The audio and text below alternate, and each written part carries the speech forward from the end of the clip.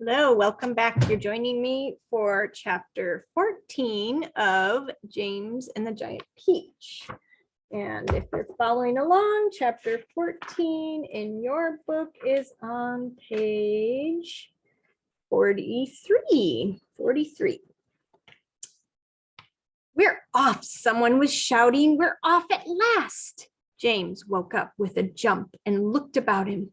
The creatures were all out of their hammocks and moving excitedly around the room. Suddenly, the floor gave a great heave as though an earthquake were taking place. Here we go, shouted the old green grasshopper, hopping up and down with excitement. Hold on tight.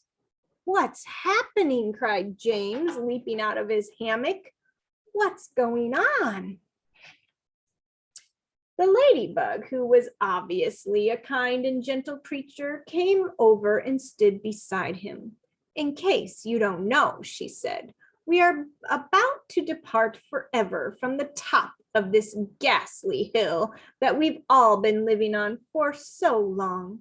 We are about to roll away inside this great, big, beautiful peach to a land of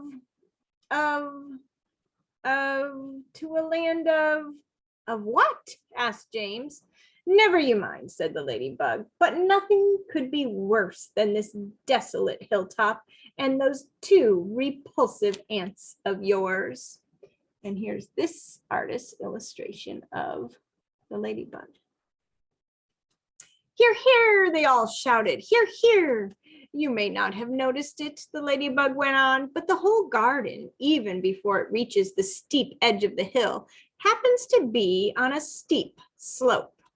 And therefore, the only thing that has been stopping this peach from rolling away right from the beginning is the thick stem attaching it to the tree. Break the stem, and off we go. Watch it, cried Miss Spider as the room gave another lurch. Here we go. Not quite, not quite.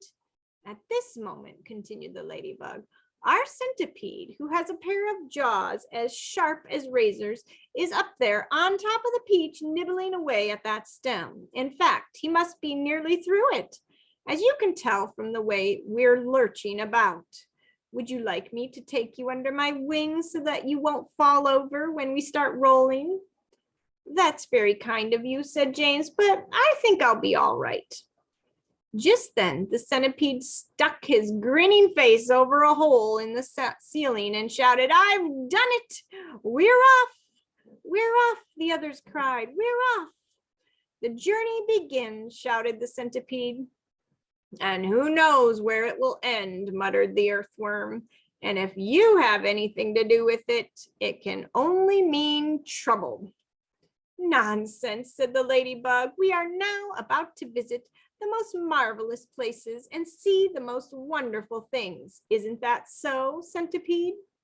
There's no knowing what we shall see, cried the centipede. We may see a creature with 49 heads who lives in the desolate snow. And whenever he catches a cold, which he dreads, he has 49 noses to blow. We may see the venomous pink-spotted scrunch who can chew up a man with one bite. It likes to eat 5 of them roasted for lunch and 18 for its supper at night. We may see a dragon, and nobody knows that we won't see a unicorn there. We may see a terrible monster with toes growing out of the tufts of his hair.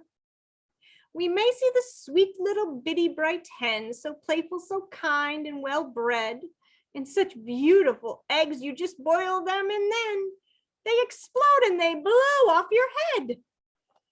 A new and a rhinoceros surely we'll see, and that enormous and horrible gnat whose sting, when it stings, you goes in at the knee and comes out through the top of your hat. We may even get lost and be frozen by frost. We may die in an earthquake or tremor, or nastier still, we may even be tossed on the horns of a furious dilemma. But who cares? Let us go from this horrible hill. Let us roll, let us bowl, let us plunge. Let's go rolling and bowling and spinning until we're away from old Spiker and Sponge. 1 second later, slowly, insidiously, oh, most gently, the great Peach started to lean forward and steal into motion. The whole room began to tilt over, and all the furniture went sliding across the floor and crashed against the far wall.